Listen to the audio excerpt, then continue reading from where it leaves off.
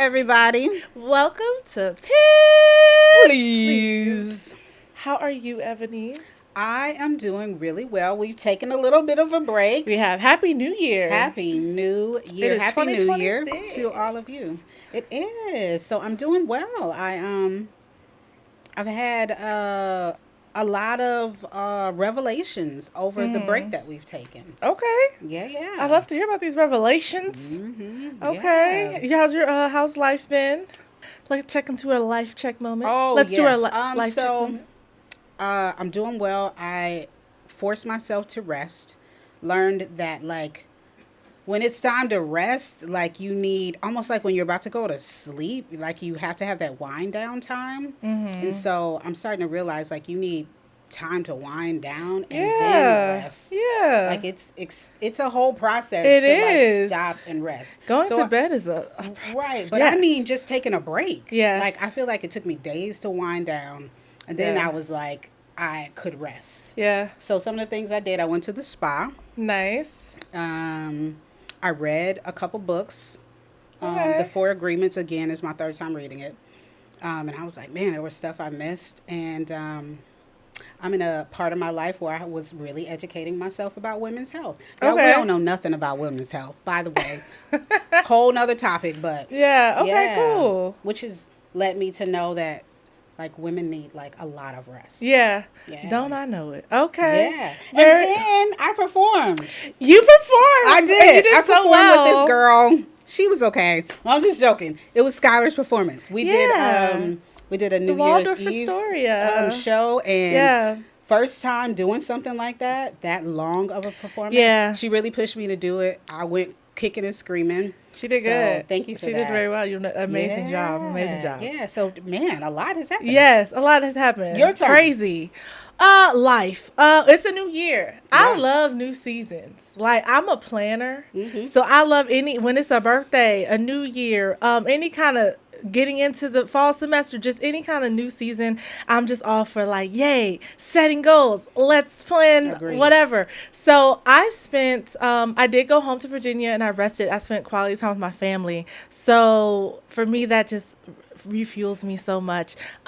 Being able to rest, it does take a few days. So I understand that. For me, I have such a long drive. I feel like I transition during the drive. I'm driving 10. I take my time too. Love a long My drive. aunt's like, hurry up and get here before it gets dark. I'm like, girl, I'm cool. I promise I'll be there. I'm gonna get there. I'm just gonna take my time. I'm gonna stop. I'm gonna eat. I'm gonna relax. I don't rush it. And during that whole time, I spend a lot of time in silence. I just love it. So I literally would drive and just plan out what I would want to do. We had a few meetings on that drive. Yeah. While I was home, of course, the rush of the holidays, Christmas, shopping, family, all of that happened. But towards the end of my trip at home, I was like, let's refocus. And I did a lot of planning for the new year. So I'm excited about everything. And I would say pretty much all aspects of my life are pretty much, I would say a 9. I lost 10 pounds last quarter. And I went to the gym yesterday, first day back in 2026, in the new year. So I'm like, okay, starting off strong. And I'm just excited about, what happened with New Year's Eve. That was a pivotal moment for me in my career. Yeah. And it was a crazy night, but we did it. And things happened. Things didn't happen, but we put on a show. And I'm happy about that. So I'm just excited for what's next on that front. Nice. What would you say is your highs from New Year's night? And it was really dope to come into New Year's Eve performing.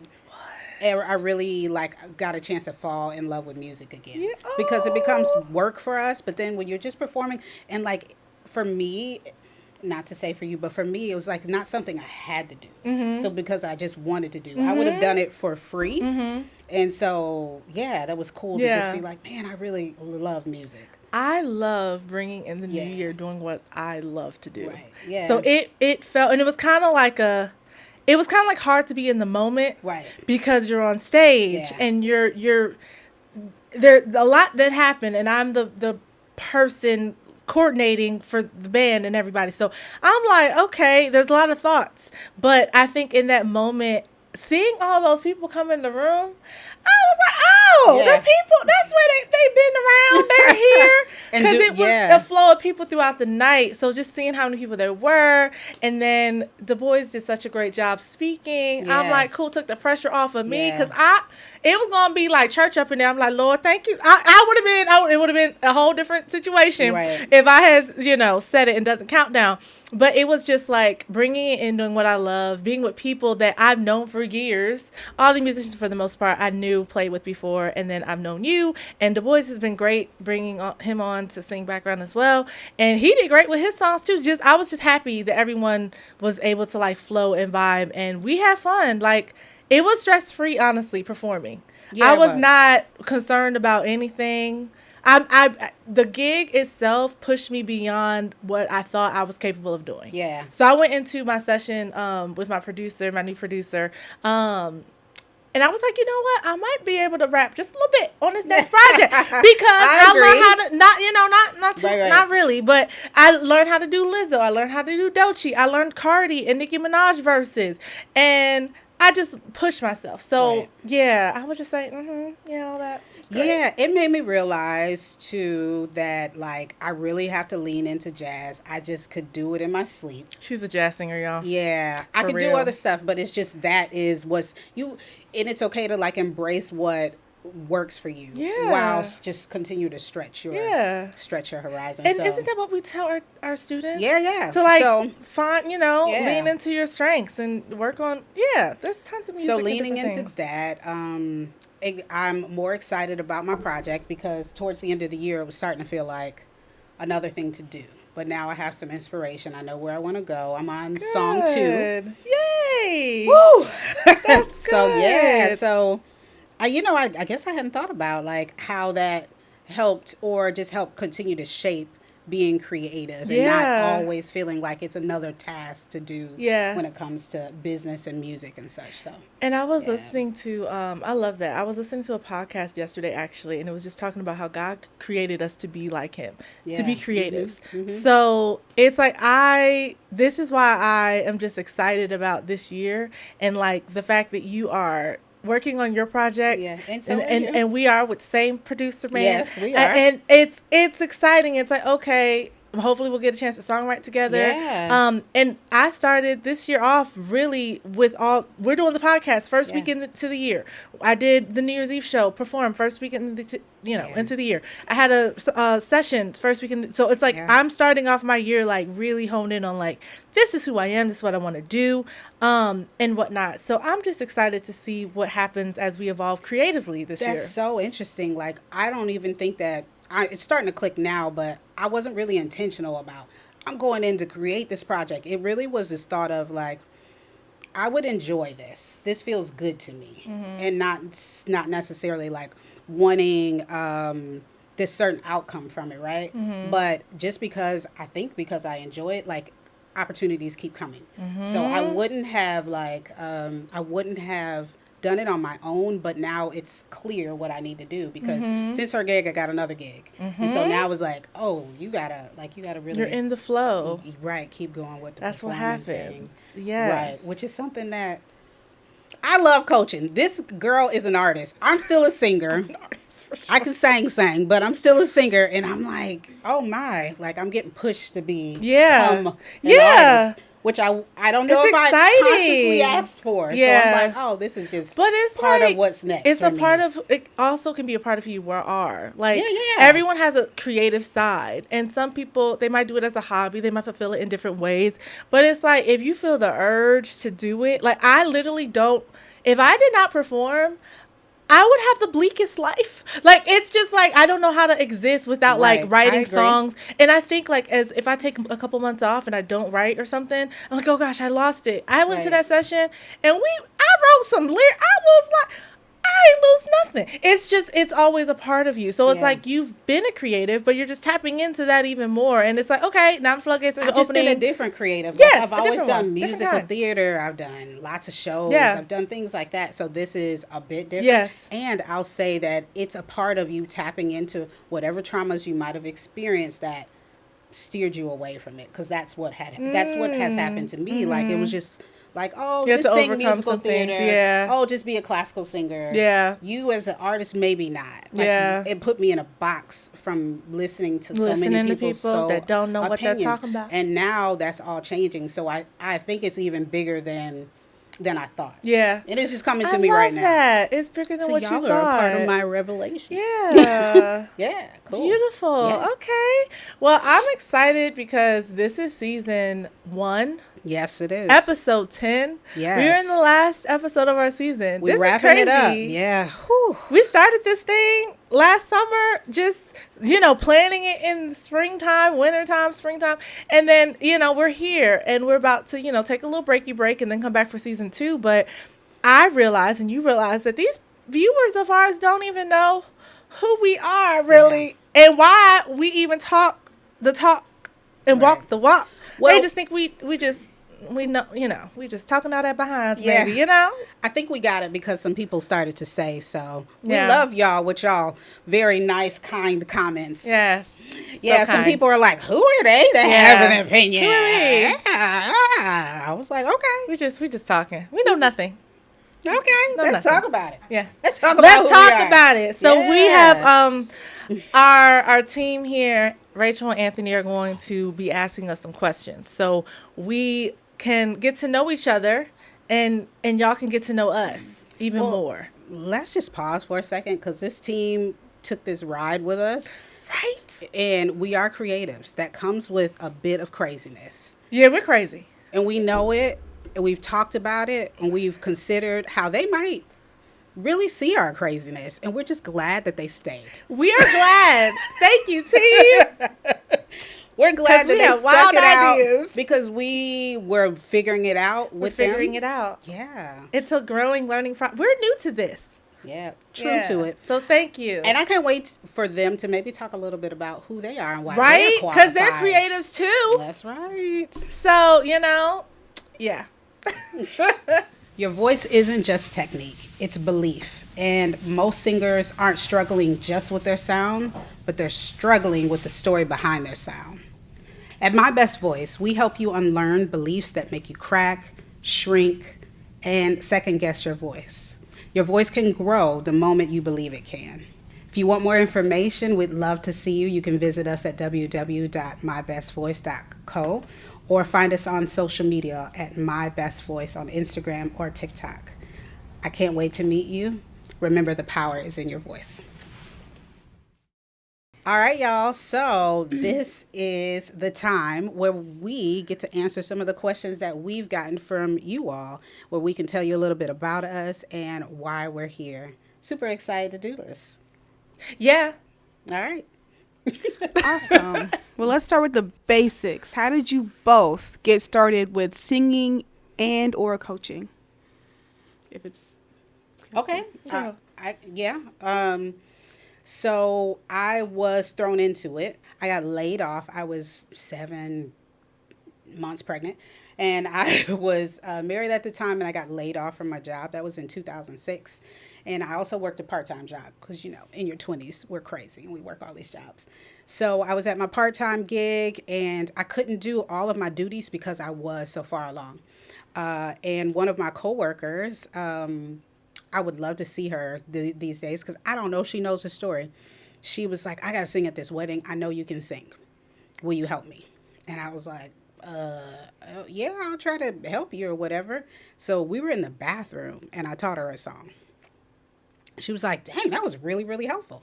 And I was like, great. So yeah, I'm glad it helped. Moved on with my life. A couple days later, she was like, so I'd like to come see you weekly. And I was like, for what?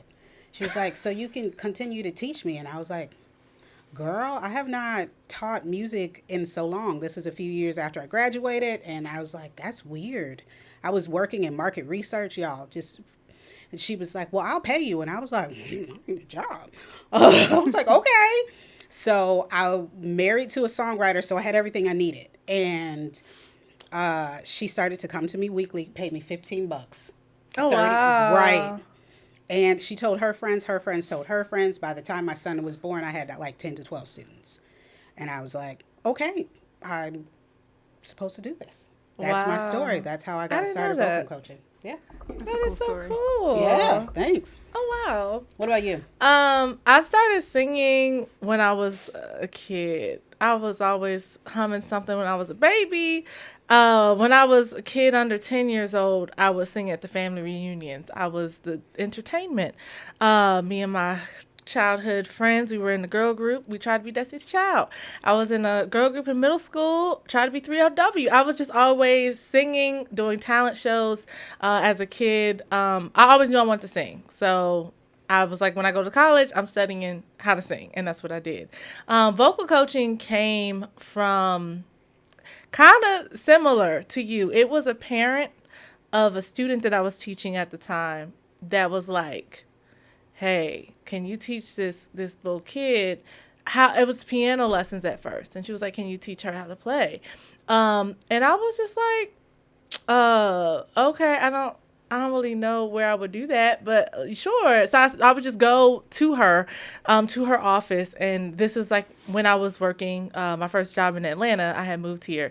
I had already had education experience in LA. I taught music in classrooms and different things. I would like volunteer and vocal coach, but I never like did it where I was like, oh, I'm going to make it a business. I thought I had to be old and wise and have years of experience. I thought I had to just be like, it would be my retirement plan. Like, that's what I thought. Like, I just like do it later in life. But it just so happened that, I don't know, I turned out to be pretty cool. And I started doing workshops and parents signed up their kids and then I just kept growing. And yeah, that's how it's happened for me. Okay, with all this great experience and that you guys love to coach, but we also want to know what could be the most challenging thing about coaching. The challenging thing is making miracles happen when students come in wanting to learn how to sing within a month or even in one lesson. That's the challenging thing. I guess meeting unrealistic expectations. Yeah, I have to agree with her. I think it's unrealistic expectations. Most people who haven't sung before or maybe haven't sung on a certain level have a misconception that it's going to be easy. Like they expect to be able to really sing well in, a few months. And oftentimes that's not the case because it is an art and a discipline and it's a muscle. So it's just a phenomenon. It's a whole bunch of stuff in one that has to be trained. Like so much of it is science and then talent and Yeah. Agreed with what she said. As an inspiring singer, someone new to singing myself, when the approach to getting lessons is a very interesting one. What would you say is one common myth or misconception about getting singing lessons?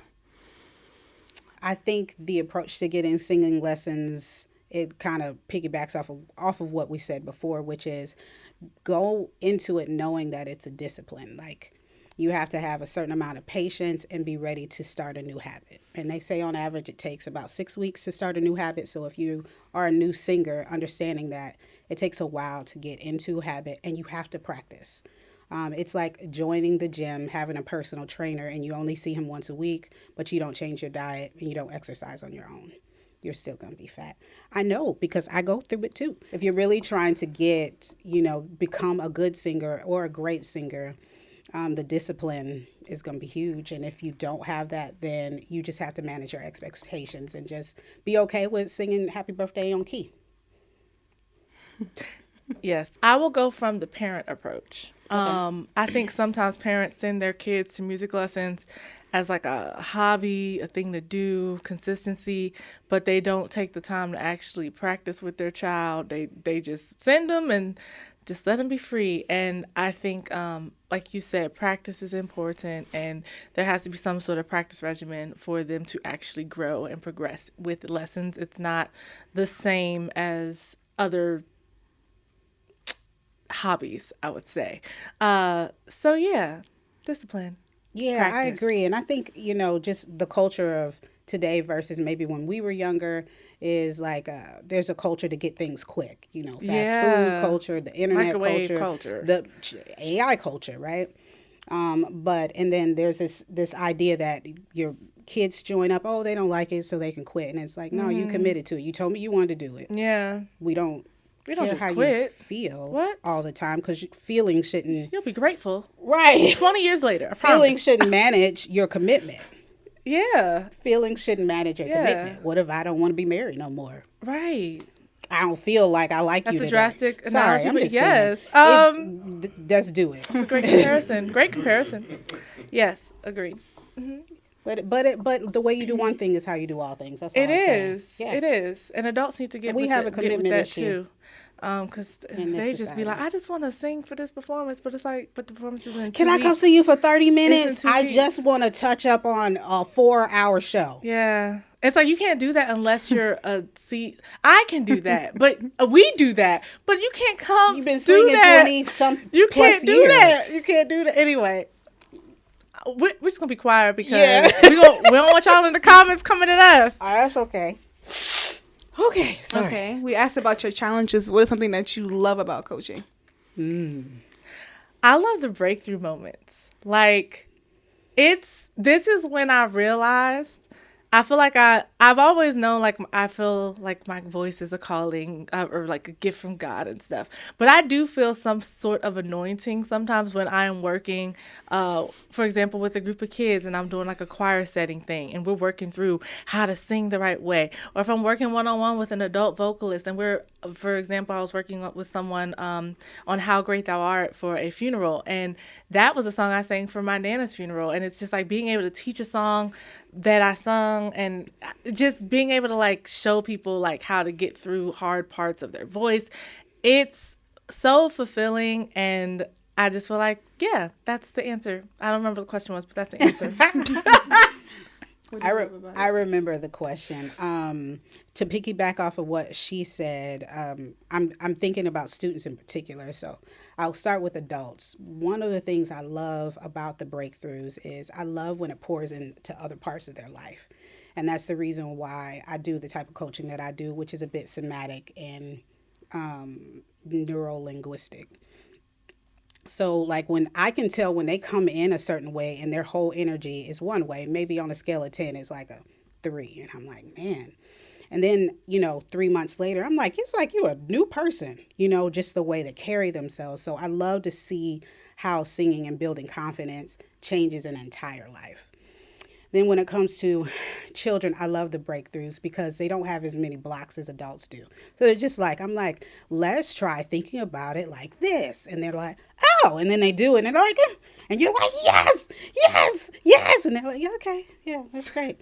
Do again, So breakthroughs. Agreed. Mm-hmm. Yeah, definitely do it for that. Yeah. Mm-hmm. Okay. So I have an adult student that she took piano as a kid, but she comes to piano classes and it's almost like a fight because I'm like teaching her, but she get mad, and it reminds me when I was in college. Like it's like I don't like it, but she keeps coming, and I realized, she told me one day, I look forward to this. This is like she just looks forward to this time, and I think a part of it is like personality. Like it's like people come to Ebony because Ebony has a certain way about her where it's like, okay, you're going to learn, but you're also going to get like some wisdom and get just some answers, and I feel like people might come for me for like emotional reprieve. I don't know. I'm funny. I'm cool. Like it's like we can talk about things, and I think those are the kind of things that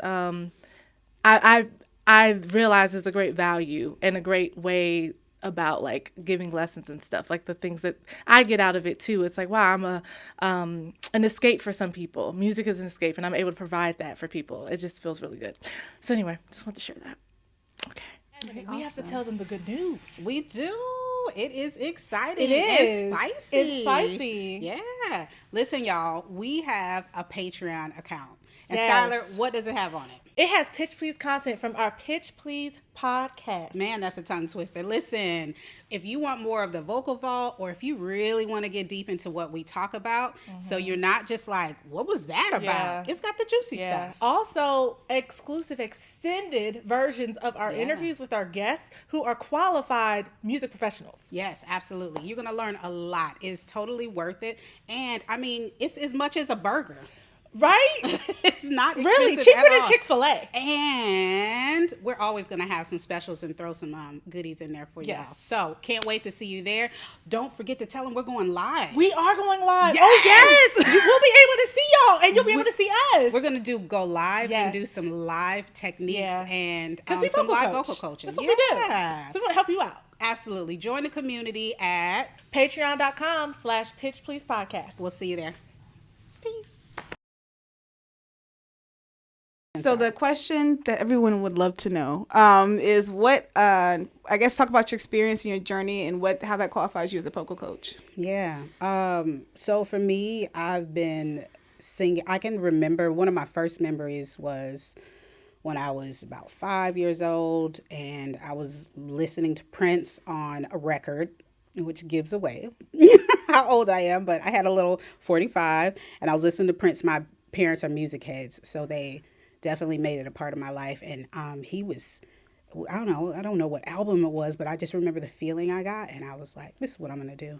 So I went into my parents' room very young and was like, so I'm going to be a singer, so everybody needs to get ready. Something like that. And they were like, okay, because they were used to me being who I am. And so I made a decision then, very young. Never changed it. And by the time I was 13, my mom was like, well, she's stuck to this, so let's put her in classical lessons. Let's give her piano lessons. So they were great with supporting that.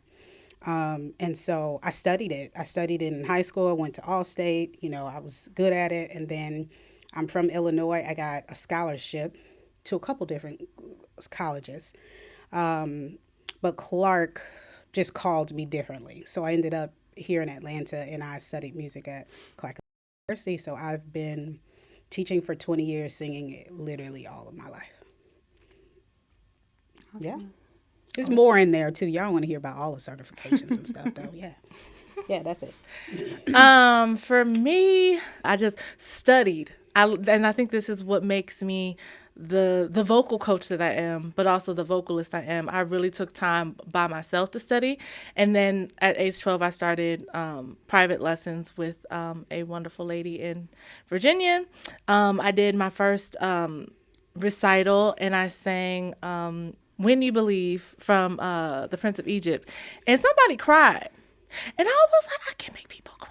With my, oh my. So I was like, I'm setting out to like just have all the emotions. And, in senior year, I was like, I know I want to go to college, and I wanted to learn music theory. So I did an independent study of that. Then I went to college. I took all these classes. I was a vocal performance major. And I studied piano. I studied conducting. I studied just so many different things. I was consistently in choir the whole time. So choir is a huge background for me when it comes to like harmonies and all of that. Then after that, I was like, I want to pursue music in a big city. I knew I was going to move to a big city. So after graduating college with my bachelor's in music, I went to LA and I started performing in operas. And I did that for about 2 years. And then I realized I'm an R&B soul singer. Let me stop playing games. So I got my chops as a performer there, and did a whole bunch of shows, open mics, had a band of my own that we would perform, and did a whole bunch of stuff. And then I moved to Atlanta about 9 years ago, and I did stuff. I'm qualified with my bachelor's of music degree. I studied voice. I understand how it works. I also think what qualifies me and why a lot of students come to me is because I'm actively performing. So I don't just vocal coach, but I also am in the streets, on the stages. And I get a lot of my students come from YouTube because they see that side of what I do. So what qualifies me, in addition to like just my history of how long I've been singing, is I studied vocal performance at Clark Atlanta University, and sang in musical theater, sang backup, did a lot of things behind the scenes. I really like the business part of music. So I was an intern at V103. I've worked in music publishing, and then I've owned a couple different businesses. I had an artist development company, and then now, it's just my company and for myself. I think what qualifies me is I had to overcome a lot of things personally, vocally. I have a unique voice, so for a long time, my love for singing outweighed whether I thought I could do it or not. So what I mean by that is I just had a desire. And so I knew that my desire would allow me to get better and to create a discipline. And so once I overcame like my vocal struggles and learned things, I built a lot of technique. And so now when I hear singers, I'm like, I know where you are because I was there. I don't feel like I was one of those like incredibly naturally talented singers, if I'm being honest. So I really learned and walked into my talent, and it became more natural to me not until my 30s. And so I feel like I have a lot of life and experience. That's what qualifies me to teach, because I failed a lot, and that's the truth. And now I sing and perform too, and I'll never stop doing that just because it really like allows me to be a better coach. That's beautiful. Yeah, yours too. Thank you. Okay. All right, ladies. So this next set of questions, you guys did speak a little bit in terms of your background and what qualifies you. But let's get a little bit deeper. Skyler, let's start with you. For people who don't know your full background yet, can you walk us through your vocal training journey and how you first learned what you consider to be proper singing technique? Okay.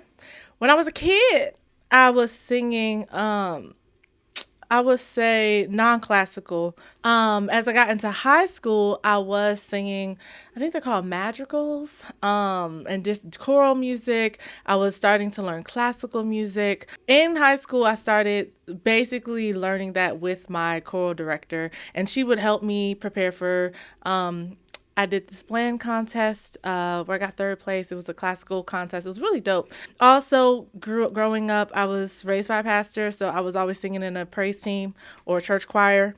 One of my first singing jobs was in a church choir. I had 2 church choirs at the same time when I was in college, and just learned how to sight read and all of that training that you get within that. During that whole season, that really molded the classical me, the me that makes me be able to sing 4 hours on a New Year's Eve show and not be tired after. I wasn't vocally stressed at all after the show. I was cool. I take that same training and to any other genre I want. I got with the vocal coach. She was Drake's vocal coach. She was at a studio. Worked at one of the major music studios, Doppler, in Atlanta. And I started working with her in preparation for an audition. And with that, I worked with her for maybe like a year. And I still work with her a little bit off and on. But she helped me master my mixed voice. So mixed voice was something that you don't really learn in classical music the way you need to in R&B music. Also, I did study jazz in college. So I have 2 voices. I have the artist voice as a songwriter, and I have the voice as me, the singer. Okay. When I was in 7th grade, I wrote a poem about my mother, and I made people cry. Again, this is before the recital situation. And I was like, oh, wow, my words that I write, my voice could be, so I found my voice in that way. And that's when I started songwriting and becoming an artist. And then I did the recital and I sang When You Believe, and I made people cry. And I was like, oh, wow, like I can impact people. And I think those were the moments when I realized like, oh, I have a gift that I can touch people with my voice. That's when I discovered it, I guess. I'm Skyler Reed, and my music is all about becoming. Every song I write is literally a reflection of what I'm going through right in that moment, and also a manifestation of what I want to happen in the future. I'm all about dreaming big and creating the world that I want to live in and the world that I love and doing what I love. So with that, I want you guys to stream my latest album, Boomerang. It's available on all streaming platforms. Just search Skyler Reed, that's Skyler with an E, Reed, R-E-E-D. And you will find Boomerang. That is probably my favorite body of work so far. It's my 6th studio album, and it's just been a journey. Every album I create is a new chapter for me, a new chapter in my life, a new phase. I'm feeling different things, going through different things, and I write about everything that's true to me. And Boomerang is probably the most vulnerable album I've ever created, the most vulnerable body of work I've ever created. So make sure you guys go check it out, and let's get back to the episode. Now, Ebony, you spoke a little bit about this when you were answering some of Rachel's questions, but I had to ask you, with over 20 years of teaching and performing, what originally pulled you towards working with not just music, but voices specifically? That's a really good question. What pulled me towards working with voices? I think I think that I've been fascinated by it because I was fascinated by my own voice and how to, teach it or manipulate it or coach my own voice to do certain things. So I was really fascinated by how it all worked. And then I was really, and then just about how singing makes you feel. And I don't think there's anything else that makes you feel how music or how a really good vocalist. And so that's what drawed me to it. And then honestly, there, even the times where I wanted to give it up, I was always drawn back. I was always pulled back into it. So I hope I answered the question. You did. Okay. Yeah. Cool. Now, Skyler, you are classically trained, as you've spoken about, but you are known artistically for R&B and soul. What do you feel about your classical training that transfers into how your voice shows up today? Okay. Before I answer that, I do want to mention Dionne Osborne was the vocal coach I work with because I feel really bad. I want to mention her. She's amazing. So I had to fight for my life to become an R&B soul singer because classical training kind of took the soul out of my voice.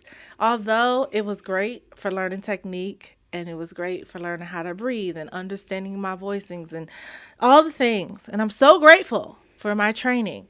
It really took a lot of hard work to figure out how to sing R&B soul because with classical music, you don't really use your chest like that in the way they use it in R&B soul. You don't use your mixed voice. It's just very different. You don't use certain tones with your voice. It's very straight. And I was a soprano, so I sang straight head voice and just that's all I had. So there was no depth in trying to sing Jill Scott. Like it was a lot of hard work. But I'm grateful, and it has taught me to be able to be stronger now that I understand how to sing R&B soul. Now I can like mesh it together and it all makes sense. But getting here took quite a couple years. And even performing. On the stage, I would be a stick figure. I didn't know how to move because I was used to standing in front of the piano and having my arm here and then singing straight and using my hands for gestures. I tried that in LA at some gigs and it was not good. I looked horrible. I sounded cool, but I looked horrible. So I had to learn how to, work a stage. It took a lot. So you have worked with everyone from beginners to Broadway performers. Mm-hmm. What stays the same in your approach no matter who's in front of you? I think having a system no matter who is in front of you is really important. And also being really diligent about foundational skills. Like, I sometimes get great singers that come in, they blow me away with a song, but still struggle with some foundational stuff like breathing or control or placement. So I think making sure that everyone is really clear about how to have a vocal foundation, and then really understanding what their goals are and making sure that they can understand their voice. So a lot of times I will teach in a way that they have to repeat it back to me, and like making sure that I'm listening as much as I'm instructing, because if you can't verbalize how you're doing it or you can't recall what I'm telling you, then you don't really understand how this works. So there's certain things that you need to really, really understand. So once I've done that, I feel like that carries over through beginners to advanced, and then everything does change once that foundation is there. Like it is a different approach that I would take from a beginner singer to an advanced singer.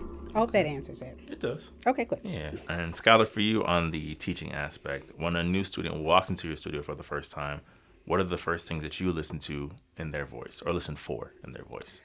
I listen for their strengths and their weaknesses. So I do a vocal assessment. I listen for their range to see where they fit. And I have a series of exercises I do to figure that out, what their voicing is. And yeah, just to see, how they're breathing, to see how far along they are in their journey. Because sometimes singers think that they are more along than they actually are, or they downplay themselves. Sometimes they're so shy and they're just like, oh, and it's like, your voice is amazing, what are you talking about? So just listening, not really listening to what they say about their voice, but just taking my own opinion. All right, Ebony, let's talk about more on the business side for you as well. So what inspired you to build My Best Music and My Best Voice? And what did you want to create that didn't exist for singers before? Yeah, so what inspired me again was like personal experience. I found that, like Skyler has talked about it too, just coming from a classical background, it was really hard to find coaches that could take you across that bridge, I guess, or could help you be very versatile. So I had a hard time finding someone like that. I would find a coach that was good at this or that or this, but just being able to find someone that was good at it all was hard. So that is what inspired me to really figure out how to help people who might have had the same background with me, and if not, that's okay. The other thing that I was inspired by was just simply overcoming the fear of singing because I had to do it myself. What I wanted to create that I have not seen a lot, it's starting to come out more, is more of like a somatic and neural linguistic approach. So y'all have probably heard me mention that I teach NLP, which stands for Neuro Linguistic Programming. And that's just overcoming the limited beliefs and like recreating or changing how you see some of your experiences. And I've done that through 2 cohorts, and the changes have been phenomenal. So check out my YouTube page and watch the testimonials. Shameless plug. But yeah, so just the changing of how you see your voice and becoming one with your voice. So it's not this like separate entity, and we're not stuck in comparison all the time. So I really wanted to create a safe space in that sense. Okay. For Skylar, we've spoken a little bit about your artistic side as well. Obviously, you're not just a teacher; you're also an active artist. So, how does your real world experience recording and performing shape the way that you coach singers? I think I can offer singers that are in the same lane as trying to be artists something different than if I didn't have that aspect.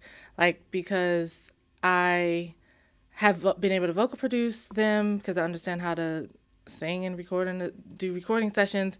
I'm able to help them with stage presence and just different things like that because I'm actively doing it and actively like seeing, I guess maybe even how things might have morphed over the years with having stage presence, how, things can change over the years with what people do in performance. Me being able to be an artist, I feel like I attract other artists. So a lot of the people that come to me, they might be piano students of mine. Currently, I have one, but she's also an artist and a songwriter. So she's like, I want to be able to do what you do. I want to be able to perform and sing live. Like, how do I do that? And I think if I wasn't able to showcase that and do that, I wouldn't get the students that I get. So there's that. They see that. And I think just being able to also have consultations in a sense. Sometimes I have these assessments that I have through my online course where I'm like, you could have a vocal assessment with me, and I will get on the call and they're like, well, really, I just have questions about how to be an artist and how to da. And I'm just like, okay, so you don't want me to help you sing anything? No. And it's like, oh, like I forget that I have experience being an artist and booking my own shows. And there's so many other things that I do where I'm like, oh, I can help people in that way. So I think that is the answer to the question. I see. So you're able to put on different hats depending on what Yeah. you're looking for. Yeah. Yeah. Because people come, and I'm sure same for Ebony, we get kids, we get adults. We get adults at different levels. We get adults with different goals. So I can work with somebody, that's completely beginner. But I could also work with somebody that is on the rise of being an artist and how to book shows, and maybe they're even further along in their career. They're beyond where I am, but they just want to learn how to okay, how do I do a 4-hour show? How do I create a set list? Like all these things that you don't necessarily, how do I do a one sheet? How do I, there's so many other business side of things. And I think because I run a business and I'm an artist, I kind of put those intertwine a lot of those things where it's like you're a part of my team now, but before you, it was just me over here doing all this stuff, thinking everything by myself, and it's a lot. But I think I can help other artists figure those things out the same way I had to figure them out. So yeah. Answer the question. Yeah. Cool.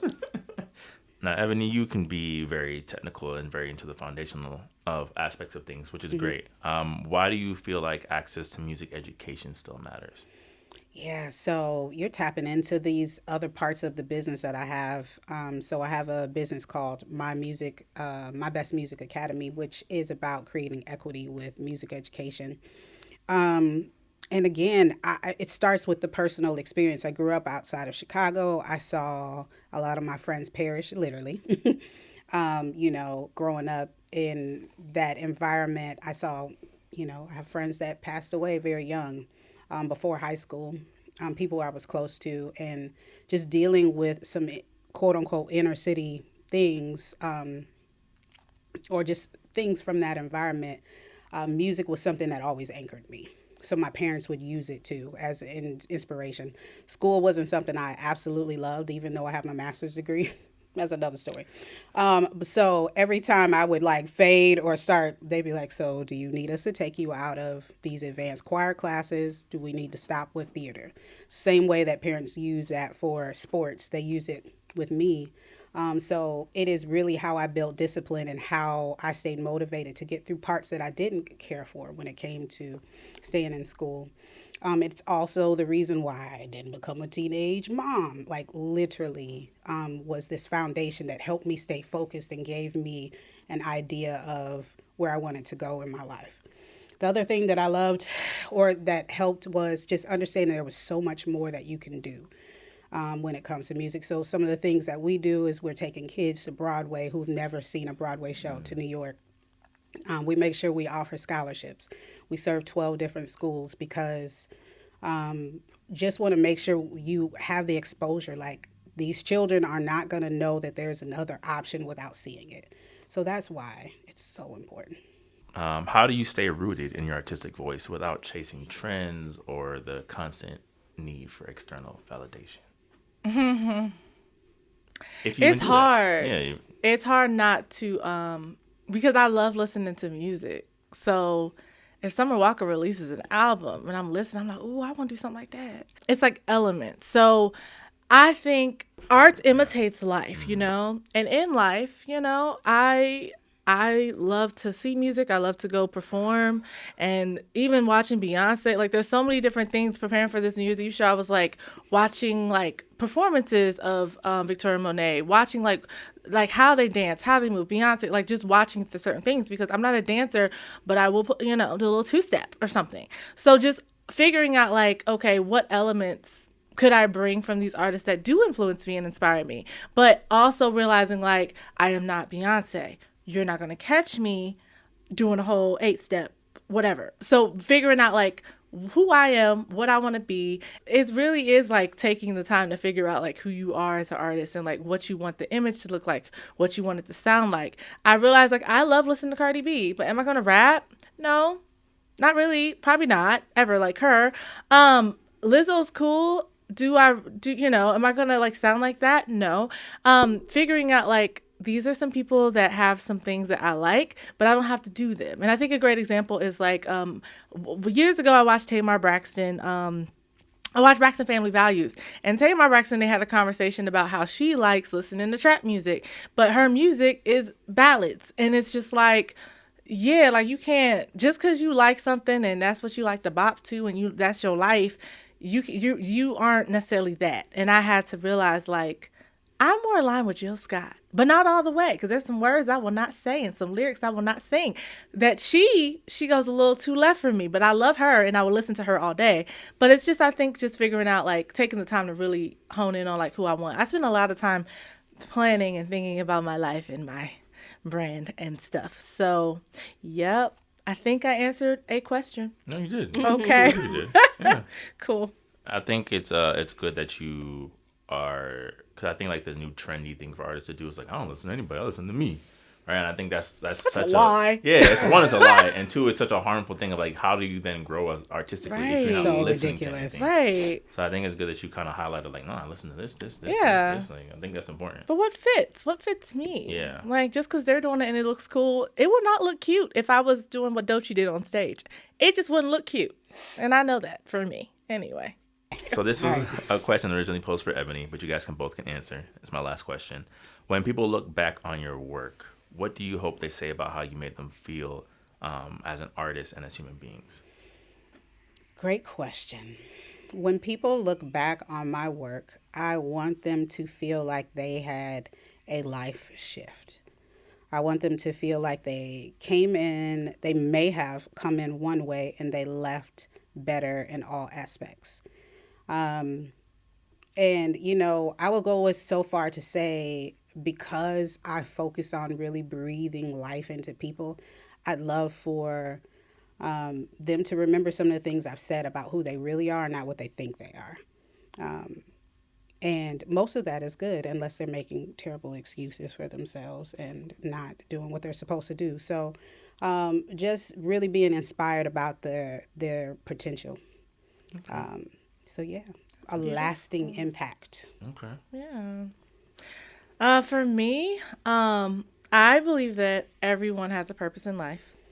I believe in the Lord Jesus Christ, and I believe in callings and gifts.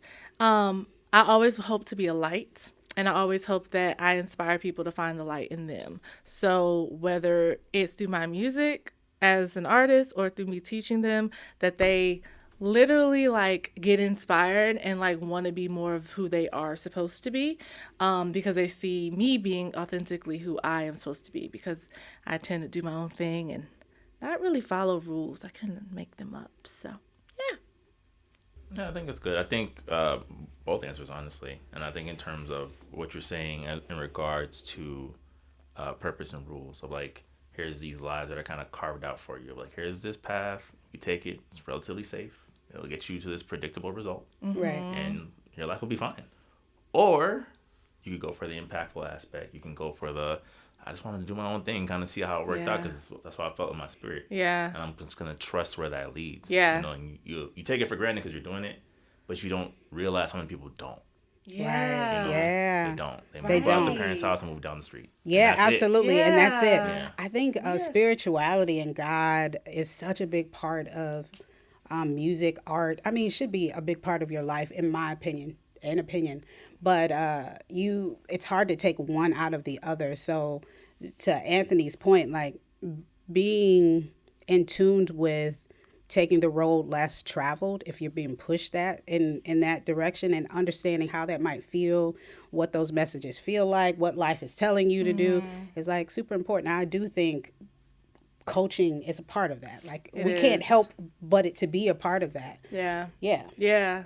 That is so true. I've always been an entrepreneur and been I'm just gonna, and I think being surrounded by other creatives, it kind of validates my lifestyle. Yeah. Where it's okay, you being around you, it's okay, I'm not crazy. She is crazier. So it's cool to be I'm not, there's other people on their own paths, but it makes sense. It's not just some random stuff. You have a calling on your spirit that you have to follow. You just have to. But I'll say I'm only crazier because I took the path. I worked as a teacher for 15 years, so I took that path and then quit my job. Didn't tell my mama. Oh, no. And I highly recommend. Love her, though. She's amazing. But I didn't want her to worry. It's not that she wouldn't have supported me. She would have been concerned. And so I had to, some things, especially new ideas, are in their infancy stage, and you want to give them time to grow before you can be discouraged. Yeah. They got to get solid with you before you let all these people have opinions about it. So I do believe in sometimes keeping things like that to yourself. But what I was going to say was my fearlessness came with the decisions you're about to make. Mm-hmm. You know what I mean? Yeah. And no regrets. Yeah. There was some ups and downs. Yeah. I'm a planner though. Yeah. And I was with you saying not telling your parents. But it's we want our parents to validate. We want them to love it. But when I think back to when I was an entrepreneur the first time, well, not the first time, when I first started becoming an entrepreneur, and I was just running my business, my parents did not understand me. They understood me, they supported me, but they also were just fear. I could tell that they were you sure you want to you want to maybe the job with benefits, the house with the picket fence, that those are what we're sold sole Yeah, dreams so as relatively Americans. safe. Like, you see what it looks like. Safety. Yes. And I'm like, I have never been even going out of college, going to LA. Like, Yeah, I've never same been here. safe. I've been like, I'm gonna just go try this thing over here and see how it works out. And so far, I've been all right. God got me because I think I'm doing what He wants me to do. So yeah. Shout out to the good parents. Bring your kids to music lessons, especially Yeah. if you see a spark in them. Stick with it. That's what my parents did. They were a little progressive. Yeah. I got some free thinkers as parents. They moved to Panama from the United States. I'm like, what? Y'all are 70. What is happening here? But so grateful for them, So, Yeah. if you see it in a niece and a nephew, go ahead, push them. Yeah. Because without them doing that for me, I wouldn't have been Probably here. wouldn't have. Yeah, honestly, same. I would not be where I'm Same. at. If Period. my parents were like, you can't sing, and Yeah, I would've this is listened. not a way of they did not determine. When I said I want to go to college and do vocal performance, they didn't know that there were no jobs in vocal performance. But they also didn't tell, Same they here. didn't say you Don't should do probably it. go Yeah. do something different. They were just like, okay, cool. Yeah. That's what What you want you to need. do. They still to this day all right, that's what you want to do. Yeah. Cool. Even with my major plans for this year, all right, cool. They get it. They understand that they get it. They know who Yeah. I am. Yeah, I think so much of the reason I am who I am is great parents, and I also understand that sometimes you don't have that experience. Yeah. But I do believe that if you have a need and a want for that, be grateful it'll come in different places, It from you, will. like your aunts and your will. uncle. Just tap Yeah. into who's giving you that, Yeah. and let that be Friends. That'd be the best. As you get older. Don't focus on the fact that your parents are dysfunctional. Yeah. Oh, Lord. Anyway, But yes, you can get it from so many places. right. That is true. So, yeah. Well, We love y'all. yeah. I hope that gives you a little insight to who we are and what we do. Yeah. And- And why we're qualified. And we'd love to hear from you and any questions you have. It makes the show better. This is our show. So tap in. We are going to play a special game for our season finale episode. We're going to do 2 truths and a lie. So myself, Ebony, and our amazing team, Anthony and Rachel, we're all going to give you guys 2 truths and a lie. And we're going to have to guess which one's the lie. See if you guys can guess. Put in the comment what you thought. See if y'all got it right and whatnot. I'm going to do my 2 truths and a lie based off of what I've already talked about. So if you watched the season before, you will get it. Oh, okay. I mean, the episode that we just did. Oh, okay. Mm-hmm. I'm going to go first. Sounds good. Okay. I auditioned for Anderson Paak. I got a student into Juilliard. I clubbed with T-Pain. Girl, who knows? The hell?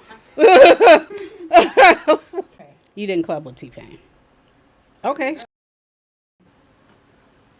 I didn't mean to curse. Okay, shoot. That was actually a truth. Okay, cool. Nice. Which I one don't do you know think how is a we lie? know. They get to answer, it's just me. Yeah. Oh, Oh, yeah. Oh, the lie is the Juilliard one. Uh-huh. Did you want to lie?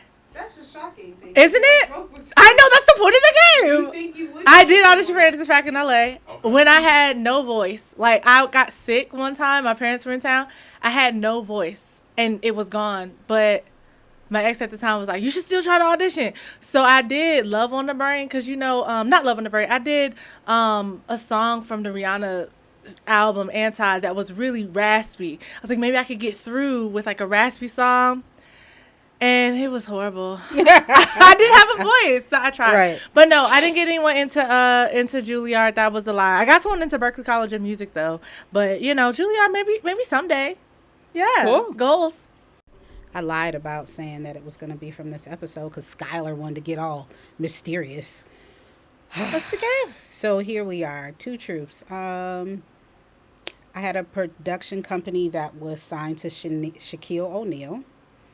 I met Clive Davis, and I saw Whitney Houston in concert. The lie. You saw Whitney Houston in concert. So you met There you Clive go. Davis? I did. How? I want to know about that. Ruben Studdard is a friend of the family, and I was there when he won American Idol. And so I got a chance to meet all of them. That is so awesome. That is so awesome. Very cool. Yeah. And the first thing you said, your company was signed to Shaquille O'Neal. Yeah, he used to have a production company, and so some kind of record label or something. So our production company was signed to him. That is cool. And I'm like, people don't know that he was in music. I did not know that. People know that. What he do? He did some kind of song that was crazy. Was he good? He was alright. Really? Okay. Two truths and a lie. Okay. I had my own Michael Jackson moment with my hair catching on fire. I sang Louis Armstrong for a Black History program.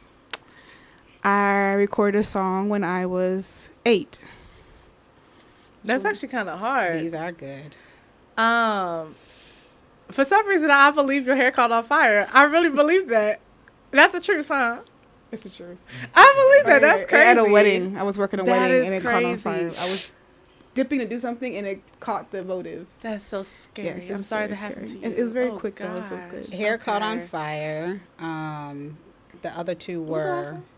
I sang Louis Armstrong for a Black History production, And and you I recorded? recorded a song when I was 8. You didn't record, a song. when you were No, 8. I didn't. Yeah. I knew Ebony would You get would've that told one. me about that. I know. I was like, Ebony would know that I didn't record a song. Because it Anyway. seems like you, as a kid, were you singing a lot? I was. You were? Yeah. Okay. Well, that wraps it up because one of our team members has drawn a blank. All right. You don't want to do it? Okay. Yeah, All right. he said no, thank you. He said no thanks. He just wants to focus on his job. Okay. Well, thank you. It's fine. Thank you for tuning in for our season finale. We can't wait to see you for season 2. We have some big things planned. So make Absolutely. sure you're following us on social media at the Pitch Please Podcast. Make sure you are subscribed on YouTube and on Patreon because you will get some juicy behind the scenes, some juicy vocal tips, and just exclusive things that will help you on your musical journey. And hopefully we'll see you in person on season 2. Yep, We'll tell you about it. we will. Peace out, y'all. Bye.